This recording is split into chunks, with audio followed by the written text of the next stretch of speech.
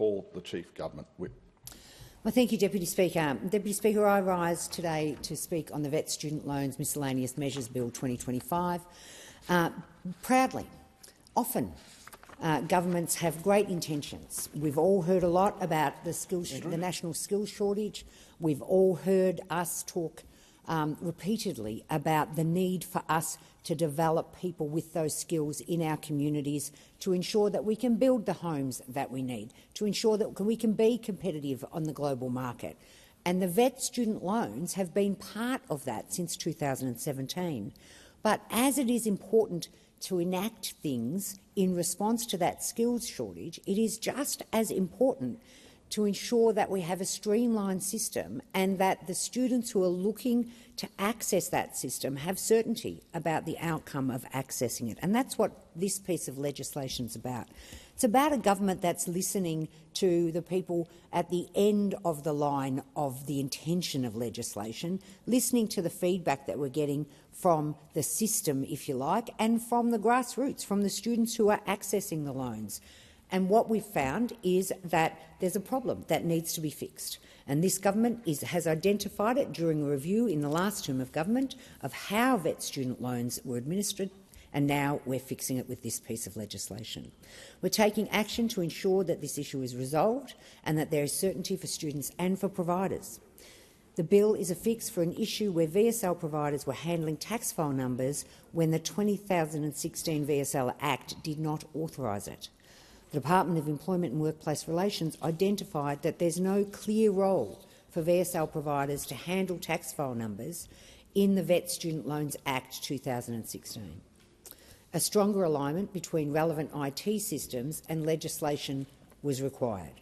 This is why the Albanese government is bringing forward the VET Student Loan Miscellaneous Measures Bill 2025 to ensure this alignment and to fix the problem.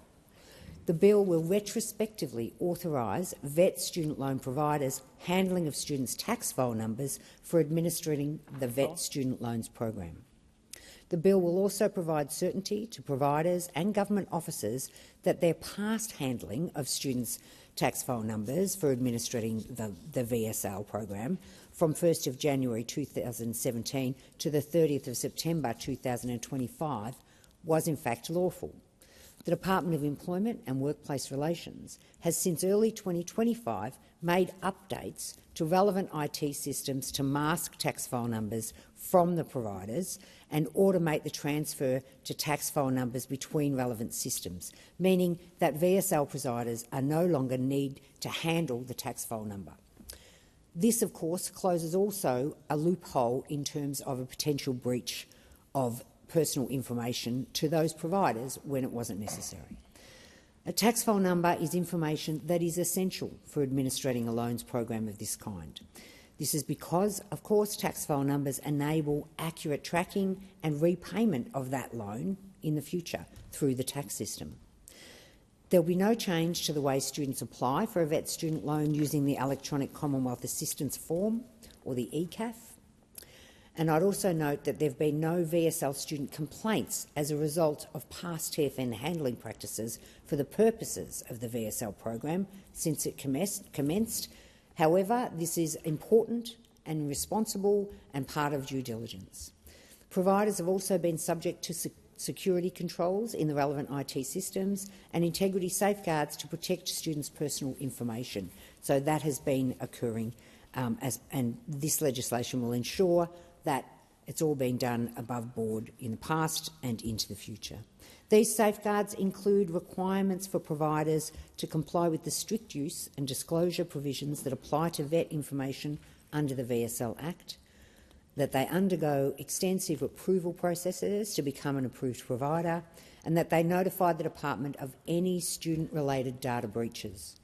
These protections that have previously applied to VSL providers' handling of TFNs will continue to do so after the bill's commencement.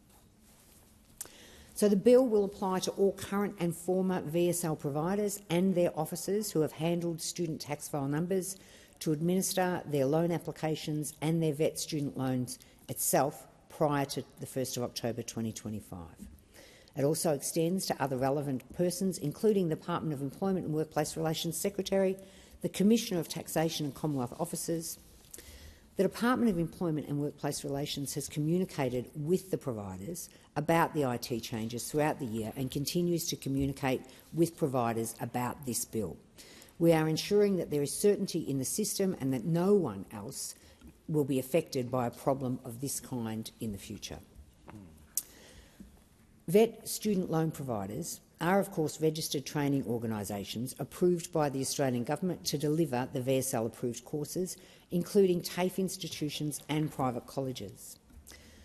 The bill will commence the day after it receives royal assent, and the measure in the bill will be applied retrospectively to be in effect from the 1st of January 2017 to the 30th of September 2025. So, Deputy Speaker, it's important that this bill happen expeditiously. It's important that the continuity of the provision of the VET student loans are not interrupted.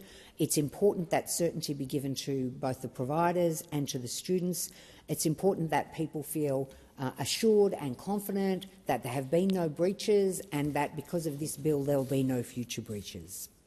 And what does it mean for students? Well, the VET Student Loans program enables students to undertake a VET course and defer the payment of tuition fees through an income contingent loan. This is critical. It is critical in areas like the area that I represent, where young people may not have a mum and dad bank to fall back on, and their decisions about further and higher education are actually impacted by that family situation. And these loans were enacted to support those young people to access a vocational education and training, to get the skills that they need for future employment, or for people to re-engage in the vocational education and training sector so that they can upskill and find new positions.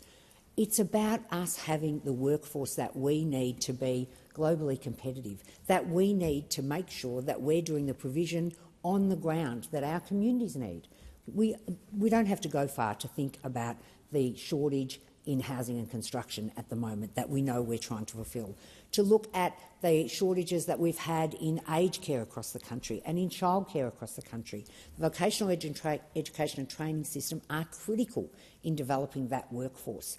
Government can do the things that we're doing to ensure that people are attracted to the industry and maintained in the industry because they're getting a fair and decent wage, but we also need to ensure that they're capable and it's supported in accessing the training so that they can take those next steps. And this piece of legislation is about fixing that system, a small fix but an important one. It's about making sure that everybody has continuity and certainty around this system so people can access the loans without fear of a breach in their confidentiality or an upset in the system between them and the taxation system and the loan system. Thank you, Deputy Speaker.